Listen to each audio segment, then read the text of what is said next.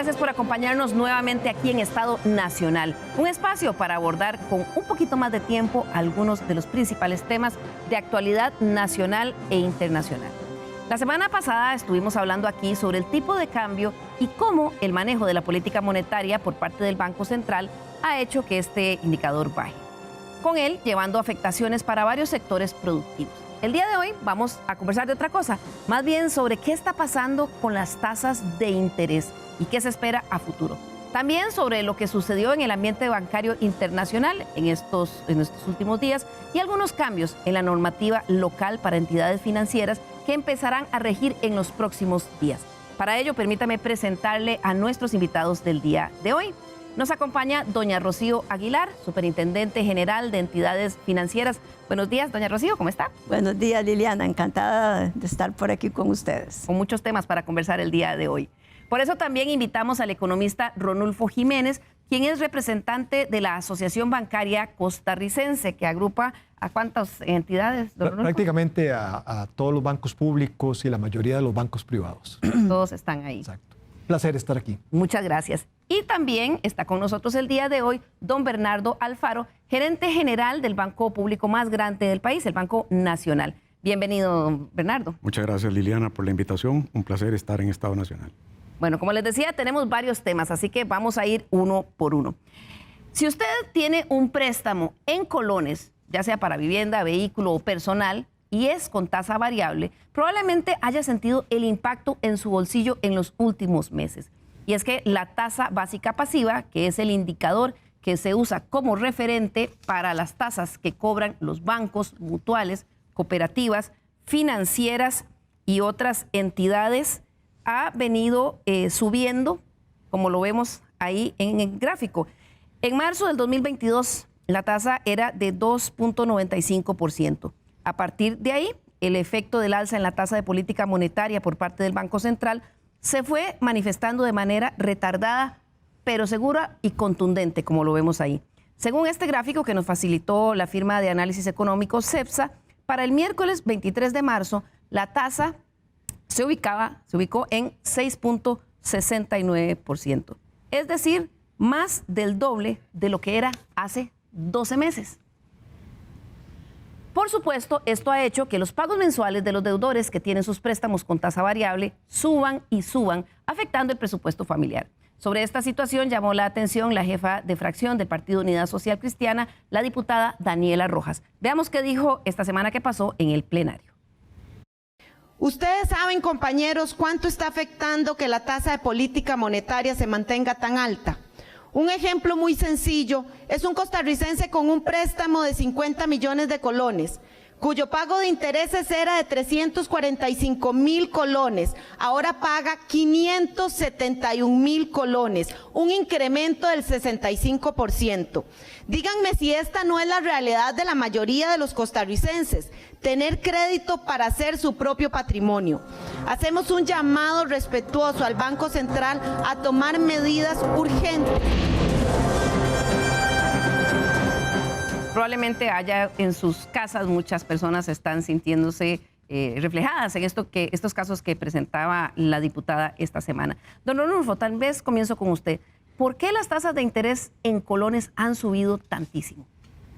Básicamente, el Banco Central inició un proceso para tratar de controlar la inflación.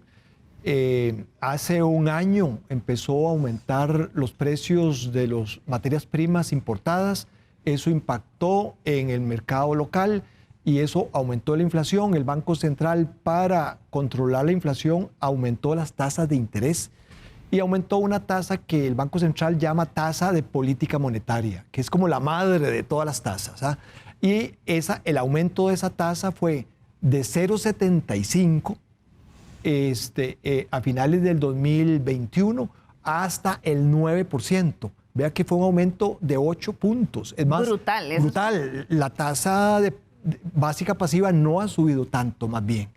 Entonces, esa presión se ha sentido por todo el mercado, especialmente en las tasas de corto plazo, en las tasas que los bancos tienen que pagarle a los depositantes, pero también en las tasas que los bancos cobran sobre los créditos a personas y a y a empresas. Entonces, ese es el tema. Algunos creemos que al Banco Central se le fue la mano, o sea, porque fue un incremento excesivo. Un periodo de tiempo muy corto. Muy corto, es decir, el impacto que han tenido los deudores es un impacto muy fuerte. Ahora, la buena noticia, para no hacer todo negativo, la buena noticia es que la semana pasada el Banco Central bajó 50 puntos, medio punto porcentual a la tasa de política monetaria, la dejó en 8,5 y esperaríamos que el banco siga ese proceso con rapidez. ¿Por qué? Porque ha ido logrando controlar la inflación. De agosto a febrero, la inflación no ha aumentado en Costa Rica. Entonces, eso debería ser tomado en cuenta para ir retirándole al paciente el medicamento. Claro, ese cambio, ese ajuste tan brutal, don Bernardo, evidentemente ha afectado el presupuesto de las familias. Yo no sé si en el caso del Banco Nacional ese incremento de mensualidades ha hecho que los deudores se acerquen a pedir readecuaciones o incluso que haya aumentado la morosidad. Muchísima gente ha llegado al banco a tocarnos la puerta y a solicitar revisiones de tasa. No solo personas físicas, sino que también algunas empresas, porque el incremento ha sido muy fuerte.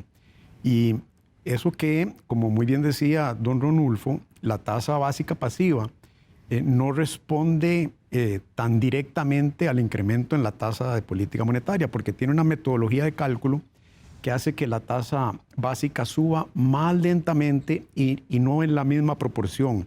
Y esa tasa pudo haber sido peor. Exactamente. Bueno, se lo pongo así.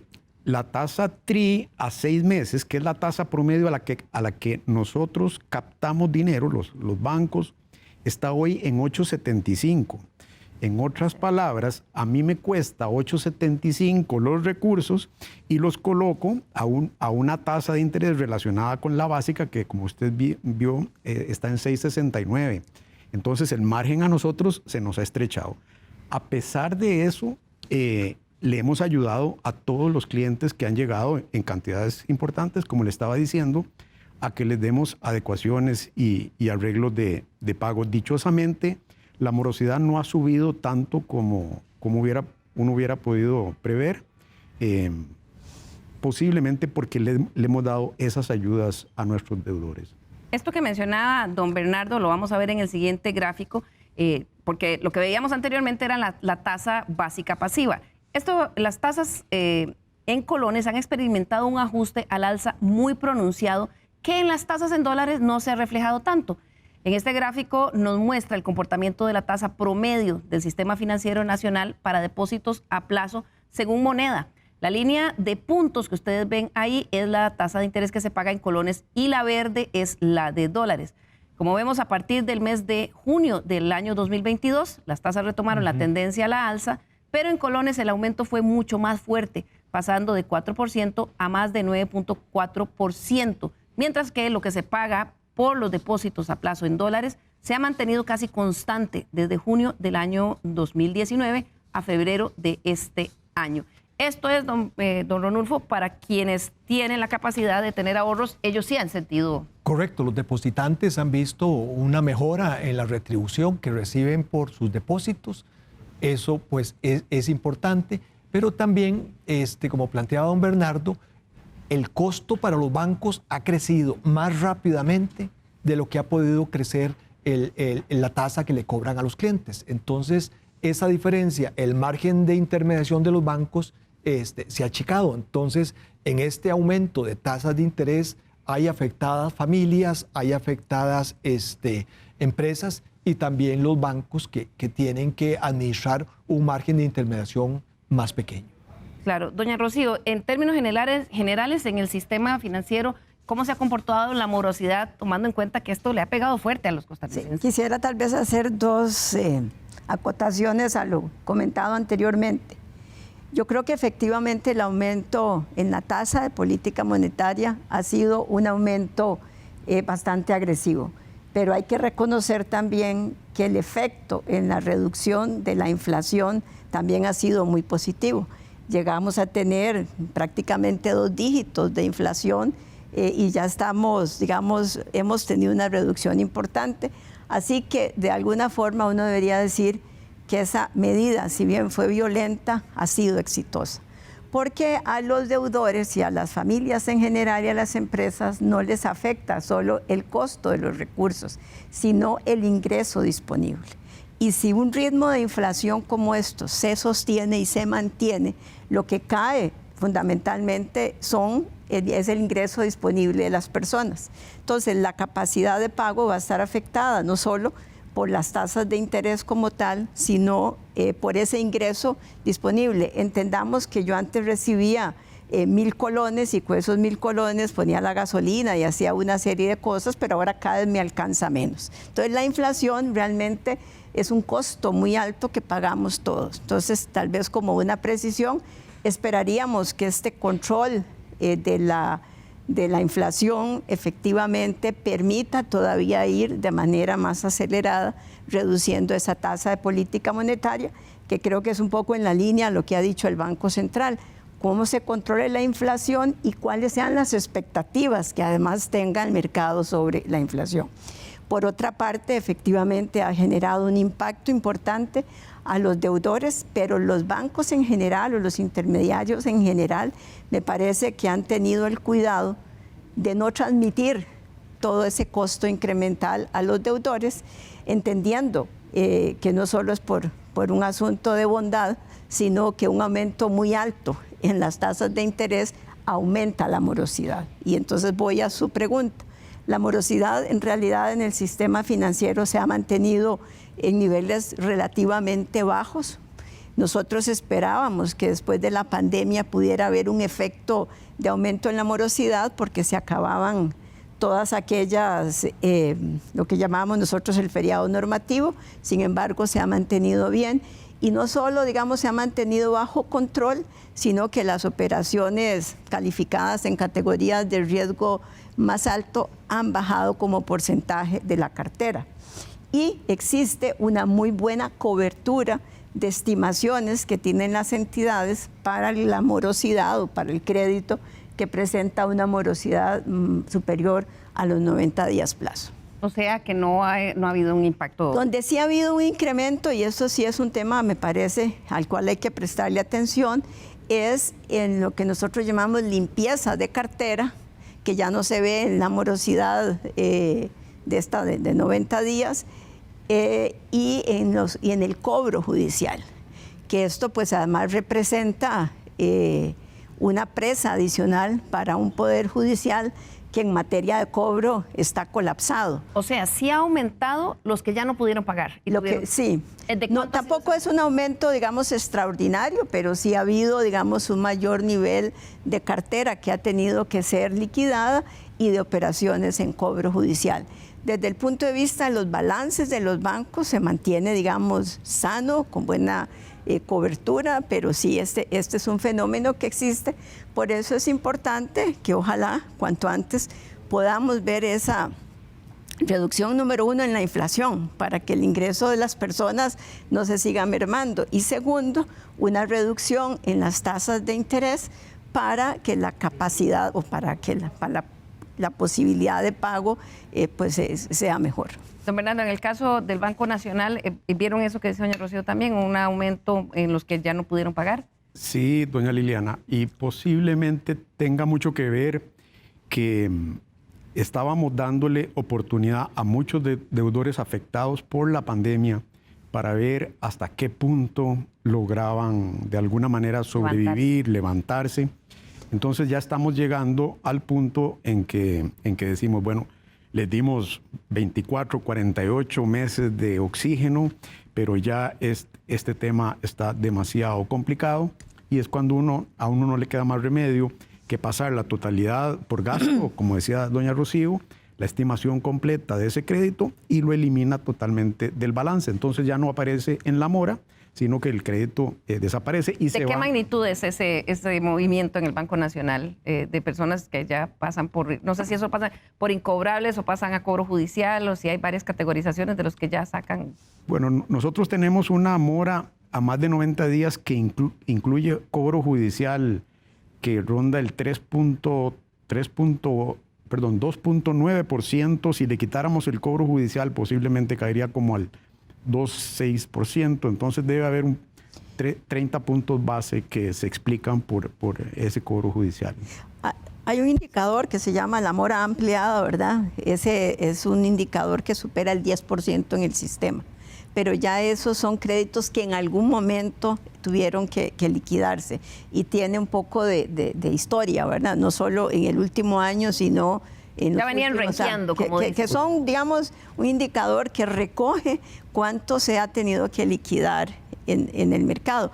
Y ahí, digamos, en este caso, sobre todo en la materia hipotecaria, digamos que ya lo que está por medio de la vivienda de las personas. En algún momento incluso nosotros sugerimos ante el mismo Congreso la posibilidad de buscar algún plan para que a la persona se le pudiera, en lugar de iniciar un cobro judicial, empezar con un proceso de arrendamiento. De tal manera, primero, que no se genera un desalojo de la persona, un desarraigo de la persona. Los bancos se baja el flujo para el Poder Judicial, sin embargo, lamentablemente no fue un proyecto que calara. Pero hubiera sido interesante, sobre todo en un contexto de este gran aumento en las tasas de interés. Para el ente regulador en este momento no es de preocupación esa cantidad de personas que están, digamos, esa limpia cartera. Vamos a ver, para el ente regulador siempre es de preocupación lo que suceda, ¿verdad? Pero la magnitud. No, la magnitud no es una magnitud, digamos, que esté fuera de control, no es una situación realmente que se haya salido de parámetros. Lo que sí, digamos, desde el punto de vista de salud de los bancos, ya esa parte que salió fue liquidada, digamos, ya fue pasada, usemos la palabra, por pérdidas, y no queda, digamos, riesgos ahí acumulados de estos créditos. Que eso es, digamos, desde el punto de vista de la salud del sistema. La salud del sistema. Antes de pasar al siguiente tema, quiero pedirle a nuestro productor que nos ponga nuevamente el cuadro, porque sí me preguntaron, don Ronulfo, y valga el momento para explicar, ¿por qué la diferencia tan grande entre la forma en que se han comportado, estos los depósitos, ¿verdad? Lo que le pagan los bancos a la gente que pone el dinero, entre la tasa en colones y la tasa en dólares? Bien, en parte porque la política del Banco Central de Costa Rica de aumentar la tasa de interés ha sido más agresiva que la de la Reserva Federal. Cuando uno ve cuánto ha aumentado la Reserva Federal, está llevándolo a 5%. ¿verdad? A un 5%. Aquí estamos hablando de un 9%. Entonces, la velocidad del ajuste aquí en Costa Rica ha sido mucho más fuerte. También cuando vemos las tasas en el exterior y las vemos cómo se convierten en Costa Rica en dólares, hay que ver también el nivel de riesgo, ¿verdad? No solo cuánto son las tasas de dólares de un bono del Tesoro americano versus lo que es el equivalente de Costa Rica, hay también unos temas de riesgo. Y la mejora de la situación fiscal que ha tenido Costa Rica desde el 2018 ha hecho que ese riesgo sea menor. Entonces, no necesariamente los aumentos de tasas de interés en dólares afuera se convierten en aumentos en esa tasa en dólares que estábamos viendo. Claro, esas dos razones. Muchas gracias, muy claro. Esa es de la que le pagan a los ahorrantes que llegan a poner su dinero. Don Bernardo, ya para finalizar este tema, porque claro, este golpe tan fuerte que han tenido quienes tienen los créditos en colones, a veces los hace tomar decisiones desesperadas. Y la pregunta cliché de siempre, ¿es momento de moverse de moneda? Es decir, yo gano en colones, tengo un crédito en colones que me está asfixiando porque todos los meses me llega muchísimo dinero menos. ¿Debería cambiarse o no? No, bueno, aquí la regla que siempre hemos apoyado nosotros, y es algo así como la regla de oro, es: si usted tiene sus ingresos en colones, mantenga sus deudas en colones. Si usted tiene ingresos en dólares, mantenga sus deudas en dólares. Y no veríamos razón para hacer ajustes. Yo comprendo que el tipo de cambio se ha venido apreciando mucho en los últimos meses y que eso está favoreciendo mucho a quienes deben en dólares y generan colones, pero eso puede ser algo que en algún momento se revierta dependiendo de muchos factores, y por lo tanto pues no recomendamos en lo absoluto que la gente esté haciendo cambios de moneda en sus obligaciones crediticias. Claro. Sí. Ahí tal vez te agrego, si alguien está en una moneda diferente, debería de actuar con la prudencia. Digamos, si alguien gana colones y tiene un préstamo en dólares, le está yendo bien. sería bueno que en este momento ahorrara en dólares para cuando vengan las vacas flacas. Ahora están en vacas gordas. Y lo mismo pasa en colones, ¿verdad? En colones las tasas ahora son altas, pero cuando se tienen tasas de interés en colones bajas, es un buen momento de hacerse un ahorro como para ir equilibrando los picos que puedan tener las tasas en la trayectoria, porque somos un país pequeño donde las tasas fluctúan bastante. Porque a veces la tentación, doña Rocío, es muy fácil Sí. de si me está yendo bien de usar ese exceso de efectivo. Y creo que aquí hay, digamos, un par de cosas importantes. Primero, por supuesto, está el mantener una identidad entre mi moneda, ¿verdad?, en la que yo recibo ingresos y la que me endeudo. Y segundo, la responsabilidad de las mismas entidades financieras, cuando tienen a un cliente a la par y decirles, mire, hoy es esta la situación, pero vea lo que puede suceder. Esto ha hecho que a partir del año, creo que es próximo año, entra a regir una nueva regulación que obliga a quien no tiene, que aquellos créditos que carecen de cobertura natural, entendiendo por cobertura natural la identidad entre la moneda y mi préstamo, se les exija algún tipo de derivado cambiario o alguna cosa de estas, porque si es préstamo de corto plazo, pues es muy diferente, pero cuando usted se financia 30 años para una vivienda y lo hace en moneda extranjera y sus ingresos son en colones, está expuesto no solo a las vicisitudes de las tasas de interés, sino al precio de la divisa. Entonces yo creo que este es un tema que tenemos que profundizar más desde la educación de los deudores y desde la misma responsabilidad de las entidades. Claro, porque a veces la tentación de colocar y colocar va más allá. Veamos en Expomóvil, ¿verdad?, que ha sucedido en estos días, ¿verdad? En Expomóvil, ¿verdad?, la de los vehículos. Correcto, sí. Debe haber habido una colocación interesante en dólares, ¿verdad? La gente viendo tasas, un tipo de cambio muy, muy positivo. ¿Cómo estuvo la Expomóvil para el Banco Nacional? Nosotros colocamos créditos para unos 500 vehículos. Algo en dólares sí, pero es que nosotros somos muy fuertes en crédito de vehículos en colones. Sí. Ofrecemos tasas muy atractivas y entonces la gente aprovecha para comprar su carro con un crédito en colones. Entonces, la gran parte de lo que colocamos fue colones. Me imagino, don Rodolfo, que en los bancos privados hubo mucha colocación de crédito en dólares. De todo. ¿Ya han hecho la valoración porque de cómo fue? los bancos privados también han estado incursionando más en colones que en el pasado. También hay que tener presente que es que el costarricense más o menos la mitad de los depósitos los tiene en dólares, ¿verdad? Y entonces Sí. los dólares existen, ¿verdad? No podemos pensar de que existen solo para los depósitos y no van a existir para el otro lado del balance, en el lado de los créditos, ¿verdad? Sí. Entonces yo creo que aquí es que tenemos que aprender a manejar los riesgos, ¿verdad? Porque también a veces se sataniza que las personas se endeuden en dólares si están ganando en colones, pero si tienen un crédito en colones, esas tasas en colones son demasiado volátiles también. Entonces, lo que tienen que tener las personas es evaluarse si tienen la capacidad de manejar esas volatilidades y no hacer lo peor que hace la gente o algunas personas, que es que cuando sube el tipo de cambio, quieren pasarse de dólares a colones. Ese es el peor momento. Claro, ahí realiza la pérdida. Ahí realiza la pérdida. Si alguien quiere hacer ese traslado, ese sería el momento. Ahora que el tipo de cambio está bajo. Claro.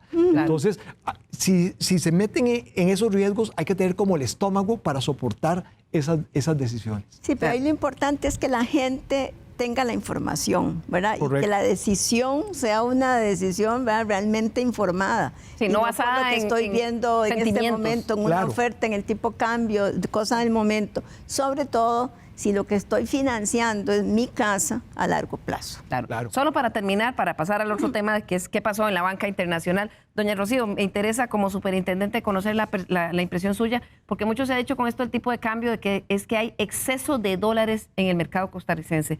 ¿Cómo ve ese es el fenómeno que están viendo la superintendencia? ¿De dónde viene ese exceso de dólares? Bueno, creo que el Banco Central es en quien ha dado las explicaciones sobre esto. Tenemos primero una menor demanda de dólares del sector público no financiero, que había generado mucha presión en el año que fue 21, 22. parte del 22. Parte del 22. ¿Verdad? Entonces ahí tenemos una variación importante. Ahí habían pendientes, si mal no recuerdo, cerca de $2.000 millones que había que reponer del sector público no financiero. Segundo, por supuesto, está de por medio la adquisición del préstamo del FLAR de $1.000 millones de dólares, de $1.100 millones, que también vino a sumar a las divisas. Entonces tenemos turismo, tenemos el FLAR, una menor demanda de dólares del sector público no financiero, las operadoras de pensión que habían sido muy activas en la compra de dólares en el periodo 2022, también merman las compras en dólares por las mismas situaciones que se estaban prestando en los instrumentos en los mercados internacionales. Por supuesto, también está el éxito de este sector exportador de las zonas francas, este mayor ingreso de divisas, el precio de los combustibles. O sea, hay una serie de factores que han hecho, que han generado ese comportamiento. Hay y quienes además, han dicho que había capital especulativo entrando por este tema de las tasas de interés, y también hay quien dijo, un economista, don Gerardo Corrales, puso en la mesa que podría ser dinero también de lavado de dinero. O sea, nosotros hemos hecho, en conjunto con el Banco Central, una revisión sobre todo para verificar, digamos, si hay montos extraordinarios que sin explicación, para ponerle ese nombre, y no ha sido esa la conclusión hasta el momento. Esto no quiere decir que esto sea en cero, pero no hay, digamos, algo extraordinario a lo que puede ser periodos anteriores, que además ahora, dichosamente, los bancos están usando una herramienta que es muy buena, que no es después de que ya entró la transferencia hacer la investigación del cliente, sino de una vez, cuando entra la transferencia, se comunican con las autoridades y en 24 horas se determina si eso hay que congelarlo o no.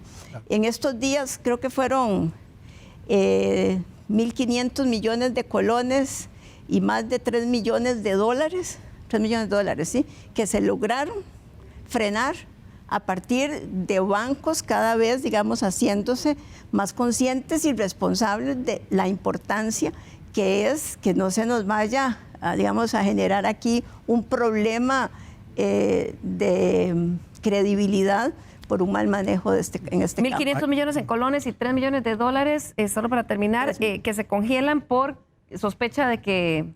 Sí, hay que recordar, doña Liliana, que los bancos estamos bastante blindados en todo este tema de lavado de dinero. Es decir, que se logre filtrar efectivo sin una justificación clara en la banca es muy, muy difícil. Entonces, tendríamos que estar hablando de dinero que anda en efectivo y eso posiblemente no es el fuerte. No. Pero esos 1.500 millones en colones y esos 3 millones de dólares se inmovilizaron en estos días. No tengo el periodo, pero sí, digamos, ya no fue... los bancos presentan lo que se llaman reportes de operaciones sospechosas, pero eso toma un tiempo. Aquí lo que se está es, en el momento en que el banco recibe los fondos y antes de avisarle al cliente, digamos, es que ahí mismo el banco hace la diligencia con la unidad de inteligencia y está con el Ministerio Público, y en 24 horas tiene que resolverse muy rápido. No le puedo decir al cliente, pase dentro de una semana. ¿Y se le dice, no, usted no lo puede depositar, o se congela? No, ya está, ya los fondos se recibieron por una transferencia, se congelan, y si ya el Ministerio Público dice, no, mire, estos fondos no tiene, o sea, el origen de estos fondos es dudoso, usted le dice al cliente en la ventanilla, vaya a la fiscalía de una vez. Bueno, pero eso no Pero eso es importante porque realmente... Pero está pasando, están tratando de colocar el dinero, está hablando de casi 6 millones de dólares. Eso siempre va a pasar. Lo importante es que las entidades tengan la capacidad, ¿verdad?, de identificarla y de reaccionar oportunamente hasta que la gente entienda que no es simplemente un asunto tan fácil. Claro. Tal vez una acotación sobre la abundancia de dólares. Hay muchas razones. Hay algunas naturales, ¿verdad?, de que ya los precios de los combustibles ahora no son tan altos como fueron hace un año. Las exportaciones de zonas francas han funcionado bien, turismo ha funcionado bien. Entonces, esas son como naturales del mercado. Hay otras que no son naturales del mercado, sino que tienen que ver con decisiones de política. Una es las tasas de interés en colones tan altas, las que mencionábamos, tienen un efecto en el mercado cambiario. Eso hace que gente del exterior diga, puede valer la pena ir a aprovechar las tasas tan altas de Costa Rica. Ese es el capital colones. especulativo. Es un que algunos capital mencionan. que algunos llaman golondrina, especulativo, que andan aprovechando oportunidades, diría yo. Están esos. También está el endeudamiento del sector público. El Banco Central colaboró con esa abundancia, ¿verdad? Se financió para traer dólares y blindar sus reservas. Y también hay una autorización para emisión de bonos del Ministerio de Hacienda. Y solo este año podrían entrar lo que la ley autoriza, 3.000 millones de dólares. Y también los operadores ven que va a haber una abundancia y entonces se apresuran antes de que el tipo de cambio pudiera bajar más. O sea, hay un tema de expectativas. Entonces, hay temas, para resumirte, temas naturales de mercado y hay otros temas que creo que son la parte más fuerte, que tienen que ver con las decisiones de las autoridades. Y tal vez yo le agregaría a toda esta explicación de doña Rocío y de don Ronulfo que hay una explicación también en el gráfico que usted presentó hace un rato, Liliana, donde se ve cómo se ha incrementado tanto la tasa en colones versus la de dólares. Veámoslo porque de nuevo, entonces Martín. muchos depositantes se han pasado de dólares a colones. Y entonces cuando yo tengo un montón de clientes que tienen sus ahorros en dólares, pero llegan y nos dicen al banco, vea, quiero pasar mis dólares a colones, yo le vendo colones, le compro dólares y luego con todos esos dólares que ahora le quedaron al banco, tengo que ir al Banco Central a liquidarlos porque tengo que mantener mi posición estructural, que es la relación de activos y pasivos en dólares. Esos son dólares porque el Banco Central ha estado diciendo, las ventanillas de los bancos están muy positivas, o sea, que están comprando mucho dólar. Bueno, en buena medida viene por ahí el tema, la gente se ha estado colonizando su ahorro gracias a la prima importante que hay ahora por invertir en colones y entonces eso ha incrementado también. Claro, y es que, perdón, ahí en pandemia se generó un efecto y es primero que la gente se vino a dinero de muy corto plazo y además en dólares, ¿verdad? Eso, pasada la pandemia y cuando empiece este aumento en las tasas de interés, ya la gente no va a corto plazo y entonces cambia. Ya empieza a buscar más plazo para aprovechar estas tasas altas porque sabe que no van a estar mucho tiempo, ¿verdad? Sí, claro. Que no va a estar Que no va a por ser para siempre. siempre. Y entonces, te pasaste a colones y te pasaste corto a largo plazo. Claro.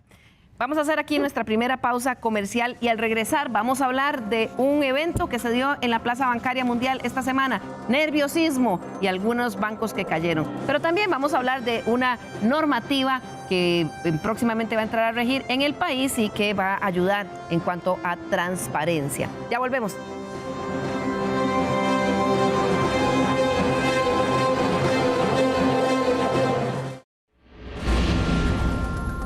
Recuerde nuestro correo l.carranza@teletica.com. Nos interesa mucho conocer sus observaciones, críticas y sugerencias de temas para la Mesa de Estado Nacional.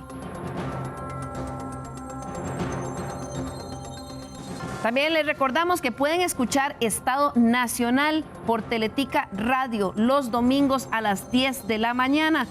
Todos los domingos de 9 a 10 de la mañana hacemos el reprise del programa del domingo anterior en Teletica Radio, que el dial es 91.5, pero también está en teletica.com. Ahí no solo encuentra el programa de hoy mismo, a eso de las 12:30 ya está cargado, sino que está la galería de todos los demás programas anteriores. Gracias por continuar con nosotros hoy que estamos hablando de varios temas y uno de ellos es lo que sucedió en la Plaza Bancaria Internacional esta semana que pasó. El nerviosismo imperó en los últimos días en el mundo de la banca.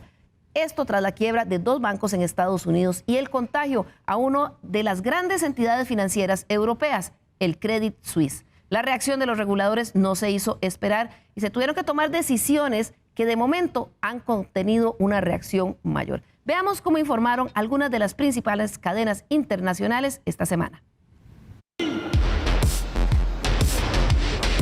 Era uno de los 20 bancos más grandes de Estados Unidos, pero ni sus clientes ni nadie podía imaginar que acabaría en la quiebra. How could it be that nobody realized at this bank we're having this problem. Las subidas de los tipos de interés están permitiendo a los bancos ingresar más dinero. Los beneficios de los bancos están creciendo sin ninguna duda. Pero entidades mal gestionadas asumieron riesgos en el pasado que ahora les están pasando factura. La caída del Silicon Valley Bank ha llegado por culpa del pánico hasta aquí, hasta Europa, y han temblado los cimientos de un gigante como Credit Suisse. El presidente de Estados Unidos, después Lagarde y muchos otros han querido frenar el pánico en las bolsas. Calm down. Calm down. Pero la pregunta está en la cabeza de todos de forma inevitable. ¿Estamos ante la semilla de una nueva crisis bancaria? ¿Es esto un nuevo Lehman Brothers? We are not in the second Lehman-style financial crisis. La prensa internacional se hacía eco de la noticia. Credit Suisse es el primer gran banco mundial en apuros tras la quiebra de Silicon Valley Bank y Signature Bank. Salpicada por varios escándalos, la institución bancaria perdió gran parte de su valor en el último año. Esta semana, el anuncio del Banco Nacional Saudí de que no aportaría más capital hundió la cotización de Credit Suisse. Para evitar el riesgo de colapso, el Banco Nacional de Suiza abrió una línea de crédito de 54.000 millones de dólares para inyectar liquidez. El primer gran banco de Suiza absorbe al segundo. UBS compra a su vecino y rival, el Credit Suisse. Supone una de las mayores fusiones del sector bancario a nivel global. La operación rondará los 2.000 millones de dólares. Las autoridades suizas han presionado para que se cerrase lo antes posible y han facilitado el proceso. La Confederación Suiza otorgará una garantía equivalente a más de 100.000 millones de dólares para reducir los riesgos en los que incurre el banco UBS. La confianza, sobre todo tras la apertura en positivo de Wall Street y después de que los reguladores y supervisores europeos hayan dicho que en la Unión Europea y en la zona euro, cuando se rescata un banco, quien asume primero las pérdidas son los accionistas y luego los inversores y bonistas, y no al contrario como ha ocurrido en Suiza. 6 bancos centrales se han movilizado para impulsar el flujo de dólares estadounidenses y así aliviar la inquietud en los mercados financieros mundiales. La medida, dijeron los bancos, es para mejorar la liquidez. El Banco de Canadá, el Banco de Inglaterra, el Banco de Japón, el Banco Central Europeo, la Reserva Federal y el Banco Nacional Suizo anuncian hoy una acción coordinada para mejorar la provisión de liquidez a través de la línea de intercambio de liquidez permanente en dólares estadounidenses. La rara declaración conjunta se produce cuando el gigante bancario UBS anunció el domingo que comprará por 3.000 millones de dólares a su rival Credit Suisse. Confianza en los bancos estadounidenses. Es esto lo que la secretaria del Tesoro, Janet Yellen, expresó este martes al afirmar que la administración Biden está preparada a tomar medidas adicionales para proteger a las instituciones financieras más pequeñas.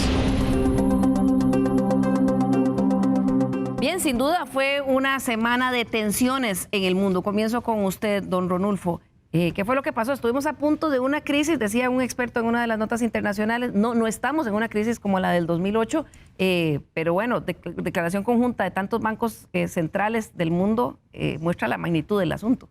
Sí, una semana muy movida. En el escenario está el aumento de tasas de interés.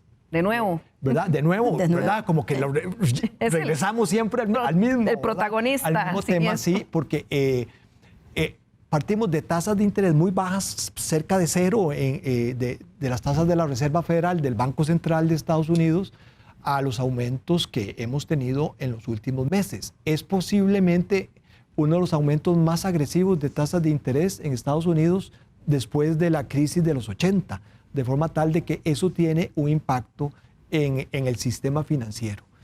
Y especialmente hay que tener presente que eso puede afectar las carteras de crédito, como hablábamos hace un rato, pero también puede afectar el valor de las carteras de bonos, porque hay una relación inversa. Cuando la tasa de interés sube, el precio del bono cae.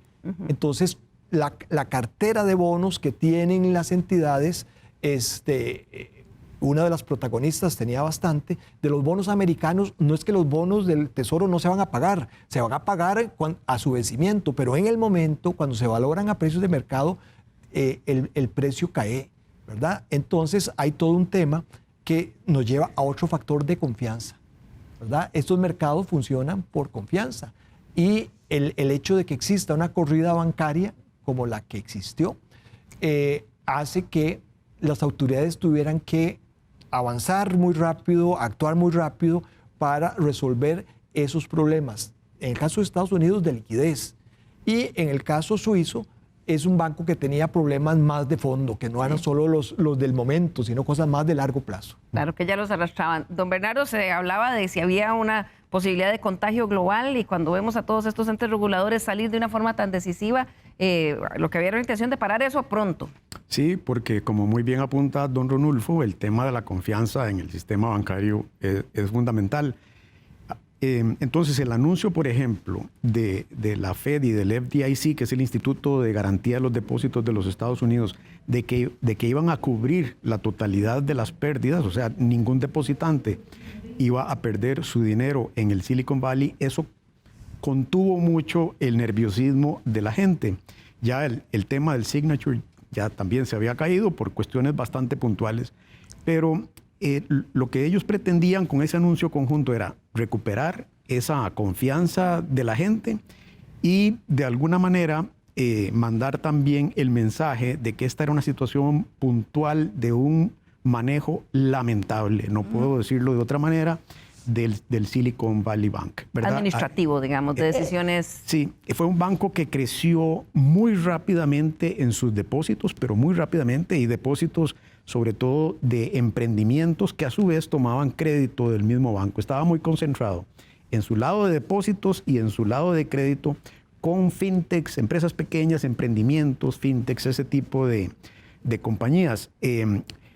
Creció tan rápido en sus depósitos, le ingresó tal cantidad de dinero que no lograba canalizar eso a crédito. Entonces se fue y creó un portafolio de inversiones, como decía don Ronulfo, que al subir las tasas de interés se afectó mucho. Ese portafolio llegó a ser muy, muy grande, títulos de muy buena calidad, tesoros de los Estados Unidos, pero con lo que se llama una duración, un promedio medio de vida del portafolio de más de 5 años. Es decir, eran títulos de muy largo plazo contra depósitos de muy corto plazo. Y hubo el temidísimo descalce de plazos. Exactamente. Entonces uno se cuestiona cómo los gerentes del Silicon Valley no vieron el tema del riesgo de tasa de interés, el riesgo de precio, de que suben las tasas, pierdo valoración en el portafolio de inversiones y entonces eso va contra el capital. No vieron eso.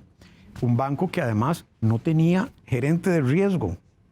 Cuando yo vi eso, yo decía, pero no puedo creerlo, que en esta época un banco que es el 16 banco de los Estados Unidos por tamaño, no tiene gerente de riesgo. Me sorprendió. Es impensable eso. Así es. En la gobernanza. Correcto. Y vea, no hay como las crisis para aprender y tomar lecciones. En la del 2008 aprendimos muchísimo, tanto que el famoso Comité de Basilea, que es donde se dictan las principales regulaciones bancarias, emitió lo que hoy se conoce como Basilea III en el 2010-2011, y ahí viene algo que se aprendió muy bien en el 2008, que son indicadores de liquidez. Uno se llama indicador de cobertura de liquidez y el otro se llama indicador de financiamiento neto estable. Nosotros en Costa Rica implantamos eso, ya nosotros, por ejemplo, en el Banco Nacional medimos el LCR diariamente desde el 2016, una cosa así.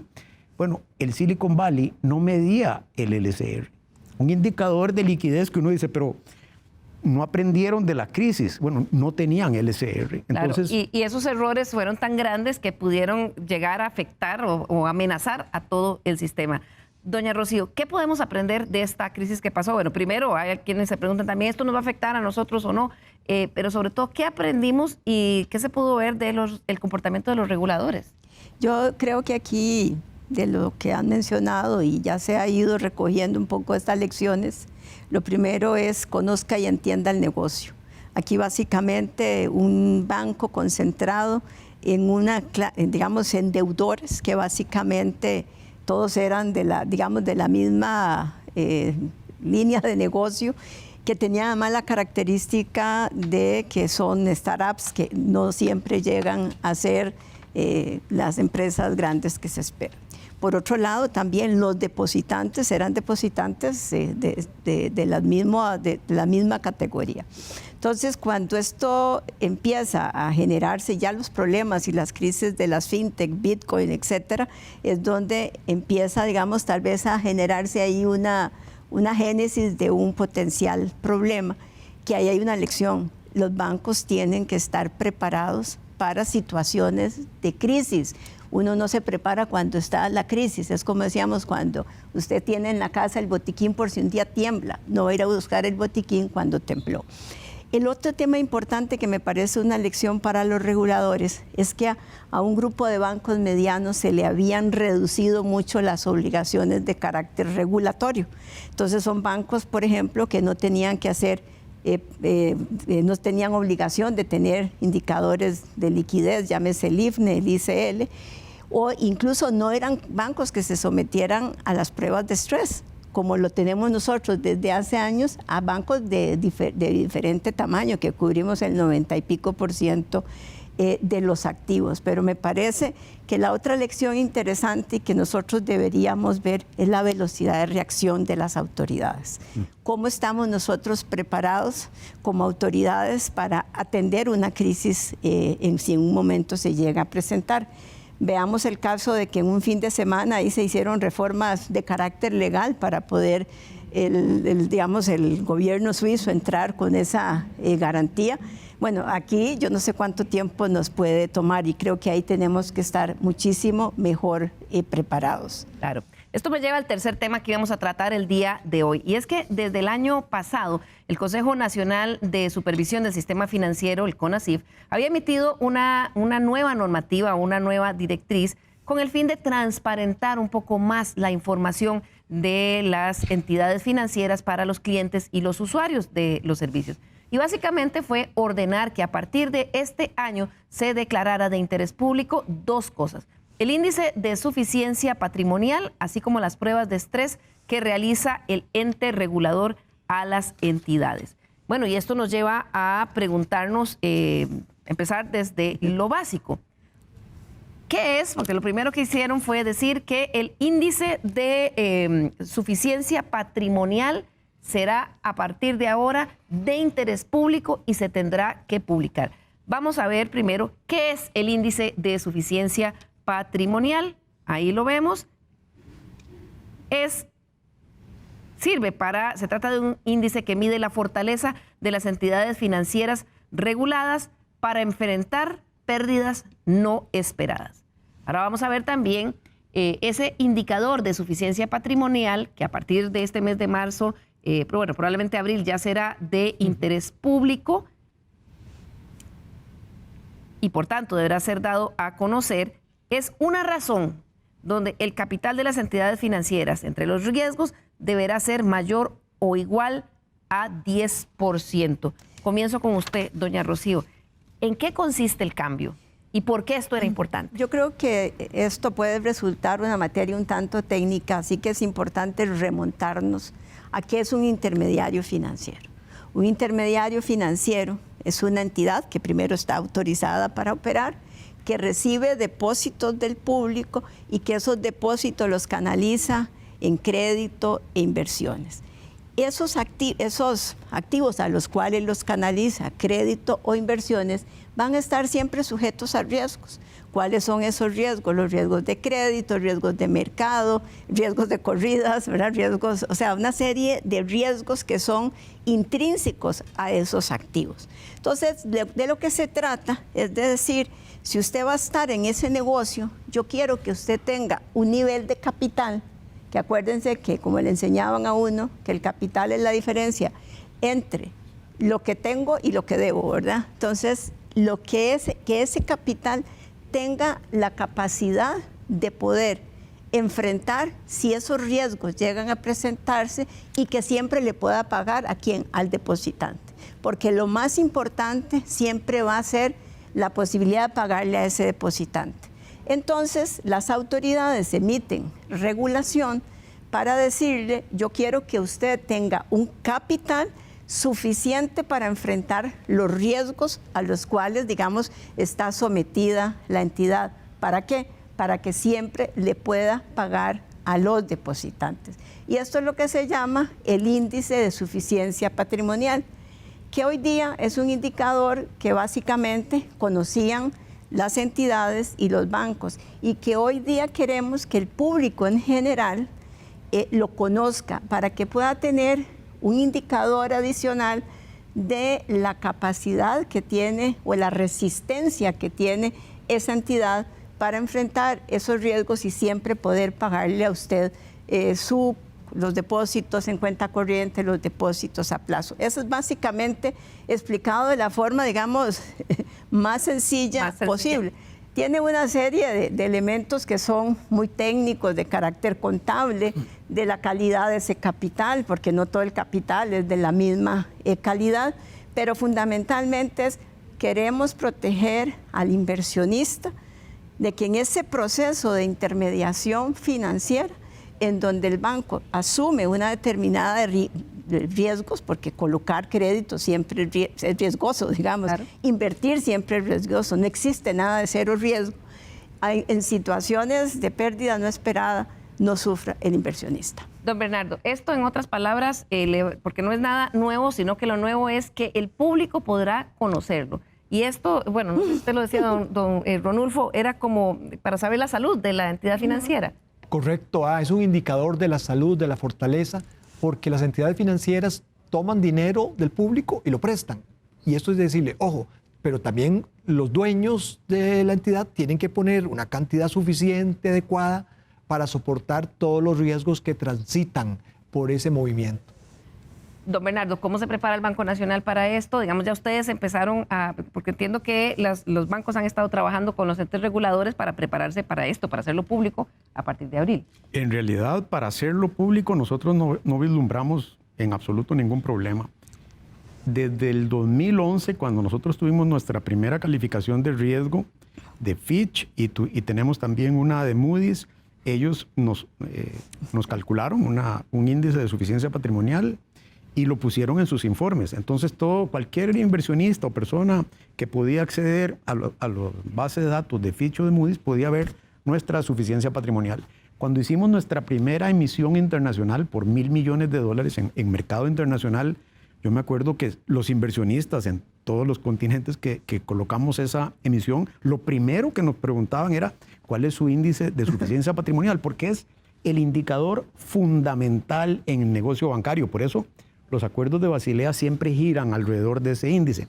Y en muchas oportunidades, cuando algún medio de comunicación nos ha preguntado cuál es su índice de suficiencia patrimonial, nosotros lo hemos dicho sin ningún problema, porque siempre hemos estado muy por encima de ese nivel mínimo que mencionaba doña Rocío. Ahora, lo que empieza a regir a partir de enero del 2025 implica un reto importante, y es que la superintendencia va a subir el requerimiento de suficiencia patrimonial de acuerdo a ese Basilea III que estaba describiendo hace un poco. Porque otra lección de la crisis del 2008 era que el capital que tenían las entidades no era a veces como muy fiable, muy sólido. Y había alguna ingeniería financiera, por ahí unos bonos convertibles que al final de cuentas desaparecieron, y entonces el capital en realidad no era lo que decían los libros. Entonces hay una serie de reglas sobre la calidad del capital que vamos a tener que tener. Y nosotros somos una entidad sistémica. Somos posiblemente la entidad más sistémica del país. Sistémica significa que si le pasa algo, resfría todo el sistema, ¿verdad? Sin duda, porque ahí la superintendencia tiene toda una matriz donde determina con nuestro peso, nuestro nivel de interconexión, la relevancia que tenemos para otros contrapartes, y nos ubica como entidad sistémica. Eso significa que nos va a pedir más capital a nosotros que a cualquier otro banco. Y también hay otro colchón ahí que se llama de conservación, que nos van a pedir un 2,5% más. Entonces, al final, el Banco Nacional va a tener que tener un nivel de suficiencia patrimonial todavía más alto que el que tiene en este momento. Para eso nosotros ya tenemos toda una planificación de incremento del capital para que al llegar el enero del 2025 podamos cumplir las nuevas disposiciones. Claro, ¿para qué le sirve al público esto? Y es que de acuerdo a la suficiencia patrimonial de las entidades financieras, los los entes reguladores califican a cada entidad. Al ser a partir de marzo público este índice de suficiencia patrimonial, los clientes e inversionistas contarán con información clave para reforzar la toma de decisiones financieras. ¿Y cómo es esa calificación de las entidades? El indicador regulatorio es del 10%. O sea, ese es el que se le exige a las entidades. Y entonces, por supuesto, aquellas entidades que tienen indicadores muchísimo mayores, ¿verdad?, tienen lo que podríamos decir mejores niveles, y por eso se califica en un nivel más alto de normalidad, ¿verdad?, entendiendo que el más alto es el 1. Pero no quiere decir que aquel que tiene una normalidad de 2 o 3 tenga alguna situación de problema. Ahí está la línea roja. La línea roja esa es la importante. Esa es la importante, sí. es el 10. Y esto es importante no solo por el indicador, digamos, de suficiencia como tal, estos niveles de normalidad e irregularidad tienen que ver además con un cambio en la metodología de calificación de las entidades. Hasta diciembre del año pasado, las entidades se calificaban con algo que se llamaba los CAMELs, ¿verdad?, que eran prácticamente temas muy cuantitativos. Dado que el país avanzó a un modelo de supervisión basada en riesgos, la metodología de calificación se cambia también a partir de este año. Y entonces en esa metodología de calificación ya no solo entran temas, digamos, de carácter cuantitativo, entra la calidad, la gobernanza de la entidad, todos los temas de cómo administran los riesgos esas entidades, los temas de carácter normativo, regulatorio, y una serie de variables que se ponderan para poder uno definir si una entidad no solo está en normalidad, sino está en regularidad. Claro. Y esto es uno de los temas más retadores y más importantes que nos están, digamos, que empiezan a regir a partir de este año. Porque de lo que se trata es poder tener una calificación que le permita oportunamente a la supervisión actuar. ¿Cómo? Pidiéndole a la entidad planes de saneamiento, planes de, digamos, de recuperación, de tal manera que no esperemos a que el asunto se deteriore, sino que se pueda actuar de manera más anticipada.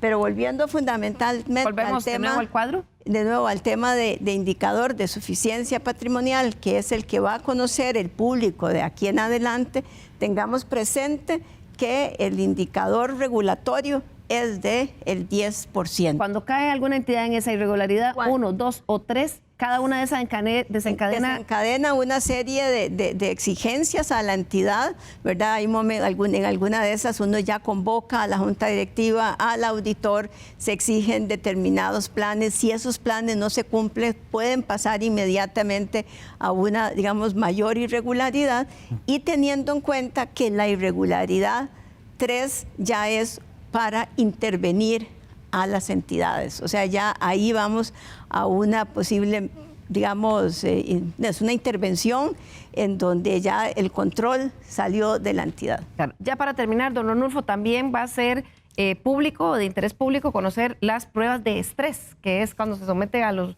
bancos a escenarios hipotéticos, ¿verdad? Extremos, para ver cómo se comportaría.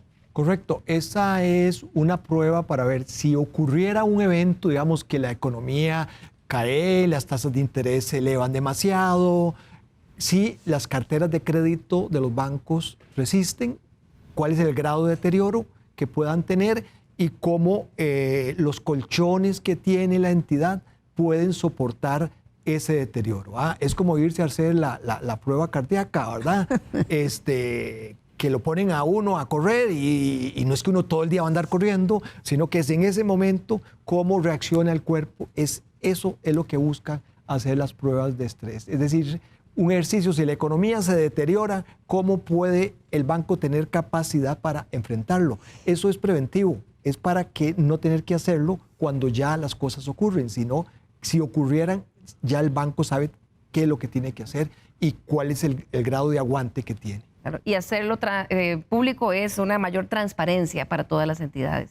Definitivamente, porque así el público va a saber cuál es la capacidad de resistencia que tiene cada entidad ante un shock como el que estaba describiendo don Ronulfo, medido sobre las carteras de crédito, y entonces cuánto se cae la suficiencia patrimonial de una entidad ante ese impacto de ese escenario que diseñó la superintendencia. Nosotros estamos muy complacidos con esto. Fuimos la entidad que salió mejor en las últimas pruebas de tensión que practicó la superintendencia. Eso nos tiene muy tranquilos. Ya se nos acaba el tiempo, vamos a ir cerrando porque ya no nos da más. Solo voy a pedirle a doña Rocío que cerremos con una reflexión final. Primero, ¿cuándo se van a publicar las pruebas de estrés, que es diferente al índice de suficiencia patrimonial? Y un mensaje para el público sobre cómo usar esta información. Recordemos tal vez, primero se publicarán a partir del año 24. Y segundo, las pruebas de estrés es un escenario esperado pero pasivo. No quiere decir que eso le va a pasar a la entidad. Eso le va a pasar si no actúa, ¿verdad? No es que está adivinándole el futuro a la entidad. Entonces, lo importante es que la entidad pueda tomar acción. ¿Cuál acción puede ser? Bueno, mejorar, aumentar el capital, mejorar los procesos de otorgamiento de crédito, salir de determinados segmentos, porque eso va a ser importante. Esto es de lo que a usted le sucede en un escenario probable, pero caótico, digamos, si no hace nada. Perfecto. Bueno, muchísimas gracias a nuestros invitados del día de hoy. Teníamos en la agenda, cubrimos todos los temas y muchísimas gracias a ustedes allá en sus casas por acompañarnos también. Nos vemos el próximo domingo aquí a las 10 de la mañana en Estado Nacional.